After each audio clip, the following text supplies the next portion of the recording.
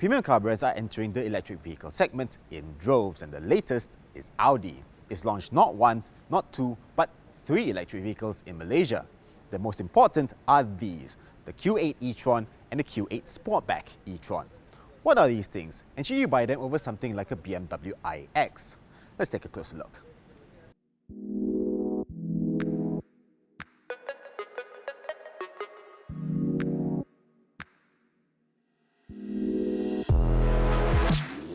For your information, no, the Q8 e-tron is not related to the petrol-powered Q8, which is essentially Audi's version of the Porsche Cayenne. They both share the same name and they're based on the same basic platform, but that's where the similarities end. The Q8 e-tron actually made its world debut back in 2018 when it was simply badged the e-tron. It gained its current name last year as part of a facelift. This distinction partly explains the price difference between these two cars. Whereas the petrol-powered Q8 costs well north of 800,000 ringgit, the Q8 e-tron is less than half that, at 383,990 ringgit. That's around 20,000 ringgit less than the BMW iX. This one right here is the 55 Quattro, which adds more power and more range, and it comes with a few extra goodies like the S-Line body kit. It costs 474,990 ringgit, around 90,000 ringgit more than the 50 Quattro. As the Quattro labels suggest, both models feature dual-motor all-wheel drive.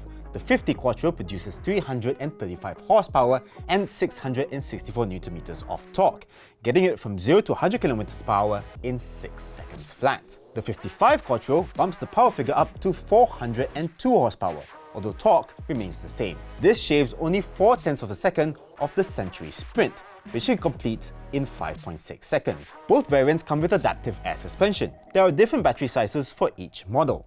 The 50 Quattro has a 95 kWh battery that provides a range of 410 km.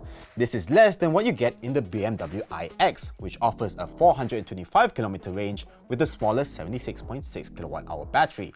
Spend the extra money on the 55 Quattro and you get a larger 104 kWh battery, enabling the car to travel up to 481 km on a single charge. Speaking of which, you can fast charge the 50 Quattro through a port underneath this powered charging flap at up to 150 kilowatts of DC power. That will take you from 10 to 80% charge in 28 minutes. The 55 Quattro can accept up to 170 kilowatts, but the larger battery does even it out. It takes 31 minutes to charge. You can also plug up the 50 Quattro to an 11 kilowatt AC wallbox charger, and that will take 9 hours and 9 minutes for full charge. The 55 Quattro gets a more powerful 22 kilowatt AC onboard charger, slashing the charging time down to just 6 hours for a full charge. This also adds a second charge port on the left side.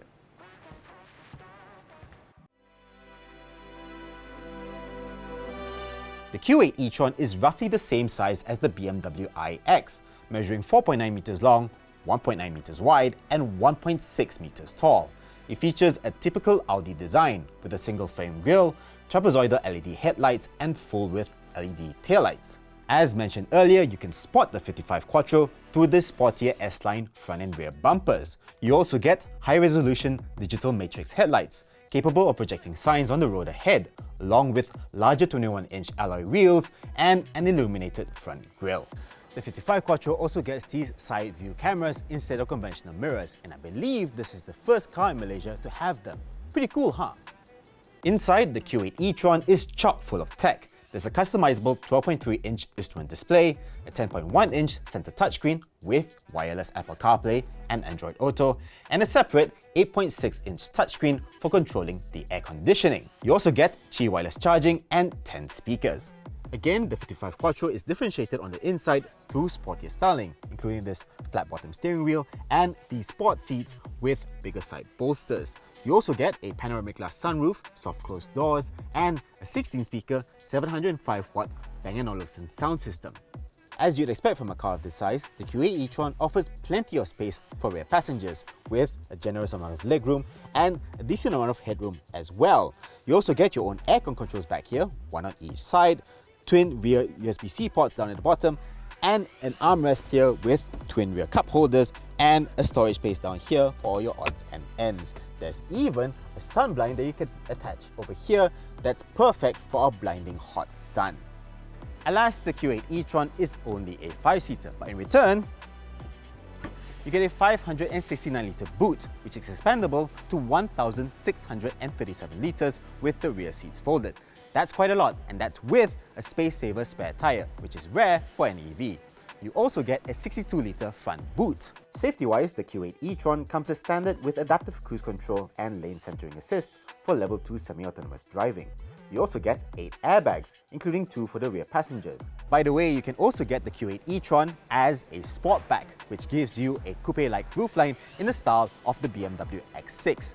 This one is priced at 389,990 ringgit for the 50 Quattro and 484,990 ringgit for the 55 Quattro, which means there isn't much of a price difference between this and the regular Q8 e-tron. You can really have your cake and eat it too. For the extra money, you get red brake calipers, nicer leather on the inside, and black wheels for the 55 Quattro. The lower roofline does eat into rear headroom and results in a slightly smaller 529-litre boot. However, it is more aerodynamic, so the range is actually slightly longer, at 415 kilometers for the 50 Quattro and 487 kilometers for the 55 Quattro. So that's everything you need to know about the Q8 e-tron and the Q8 Sportback e-tron. What do you think? Which one would you pick? And let us know in the comments if you buy any of these over the BMW iX. If you enjoyed this video, give us a thumbs up, subscribe to our YouTube channel, and ring the notifications bell icon so you don't miss any of our future videos. As always, stay awesome. I'll see you in the next one. Bye!